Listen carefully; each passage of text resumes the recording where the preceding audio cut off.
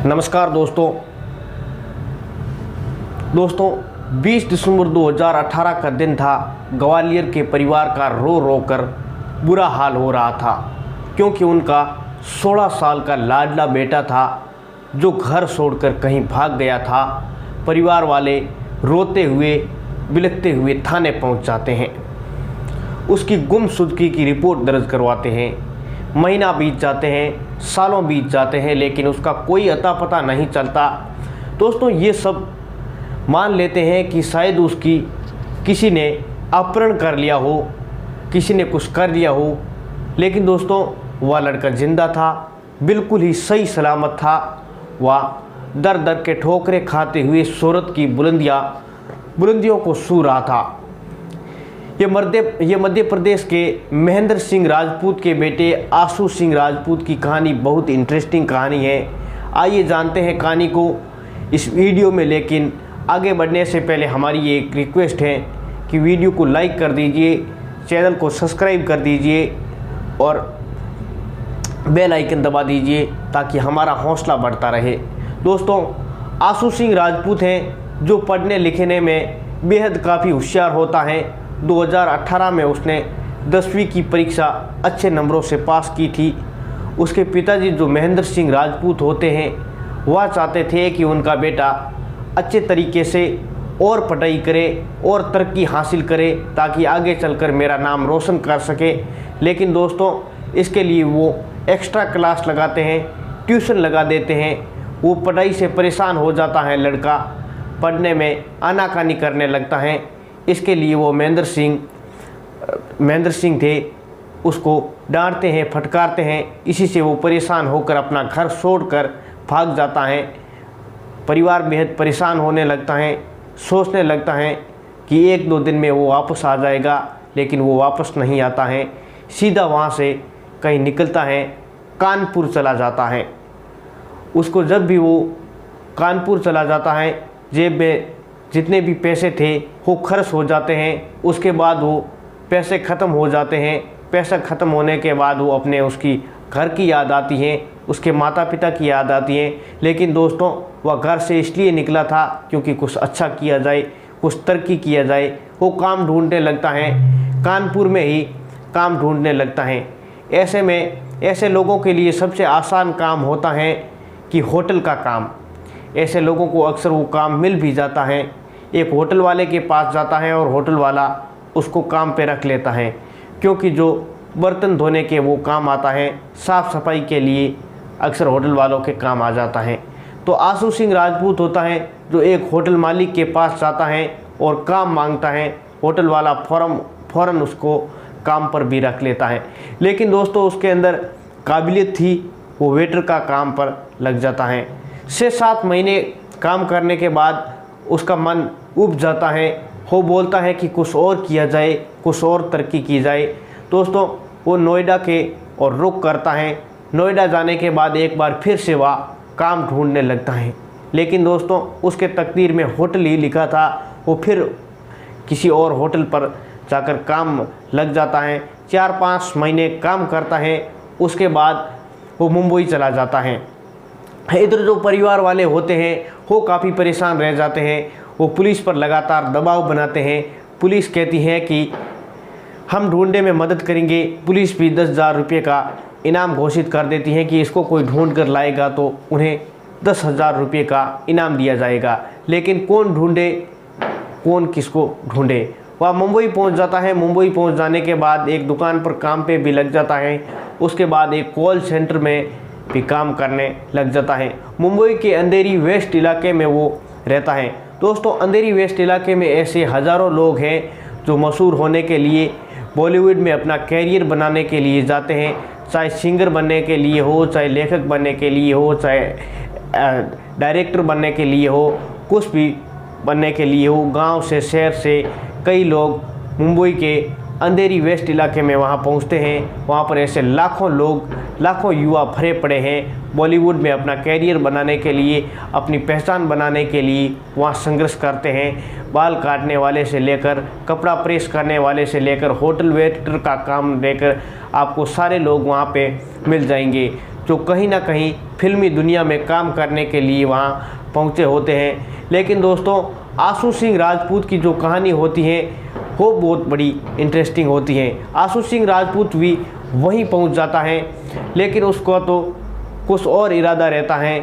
इन सब के बावजूद, इतनी परेशानियों के बावजूद वह पढ़ना चाहता था, वो कुछ और अच्छा करना चाहता था। अब वो कॉल सेंटर में उनकी नौकरी लग जाती है। उसके बाद वो अच्छे पैसे भी छापने लगता है।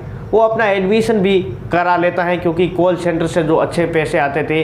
वो 11वीं में एडमिशन कराता है। 11वीं में एडमिशन कराने के बाद वो 11वीं पास करता है, फिर 12वीं में एडमिशन कराता है। उसके बाद वो BSc कंप्लीट करता है।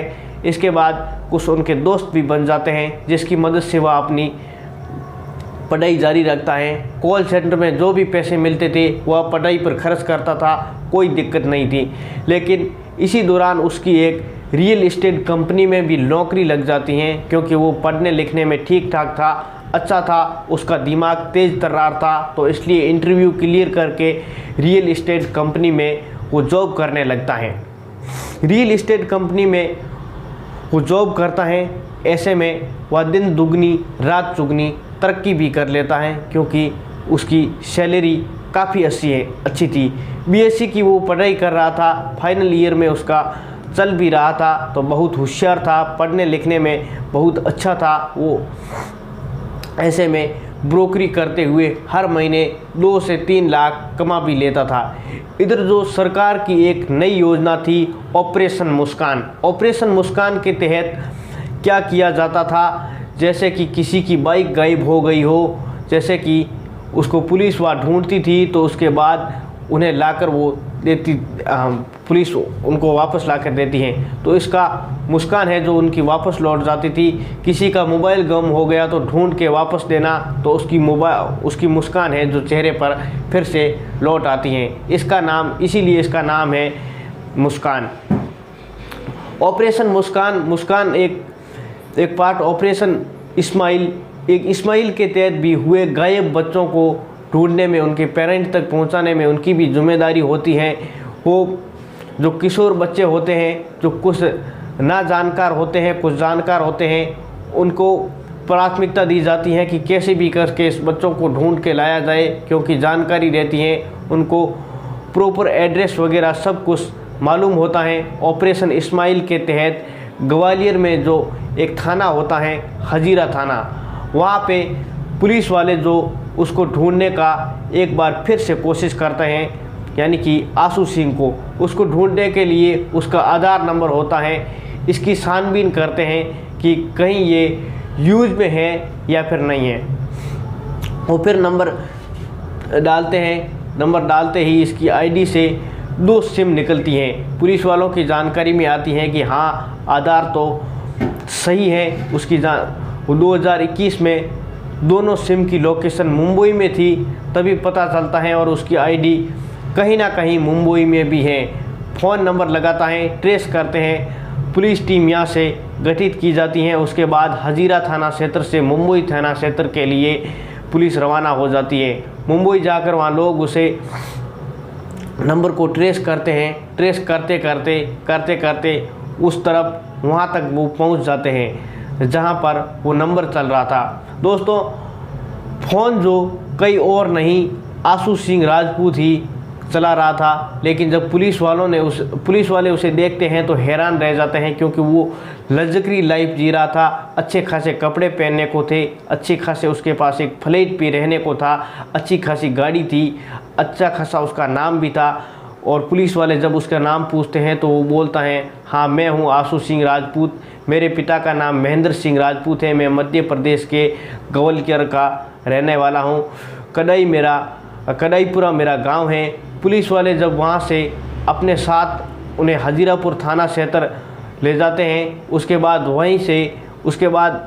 वहीं पर उसके जो पेरेंट होते हैं, उसके पिता महेंद्र सिंह राजपूत होते हैं, माता पिता को वहाँ पे बुलाया जाता है, और साथ ही गांव वाले भी वहाँ पे आ जाते हैं कि अरे आशू आया, अरे आशू आया।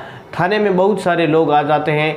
तब आशू सिंह अपनी माँ को देखता है और उसकी माँ अपने बेटे को देखती हैं, तो दोनों एक दूसरे से लिपट जाते हैं। बहुत देर तक रोने लगते हैं, बहुत देर तक वो भावुक हो जाते हैं, क्योंकि इतने सारे लोग थे, चाहे पुलिस वाले हो चाहे अन्य लोग हो, सबकी आंखें नम हो जाती हैं, क्योंकि एक 16 साल की उम्र में वो गायब हुआ था, घर छोड़कर भाग गया था। वो आया था तो लगभग 22 साल की उसकी उम्र हो गई थी। उसके पिताजी हैं जो उन्हें डांटा फटकारा करते थे। अगर देखा जाए तो उसे बहुत कामयाब हो चुका था आज के दिन।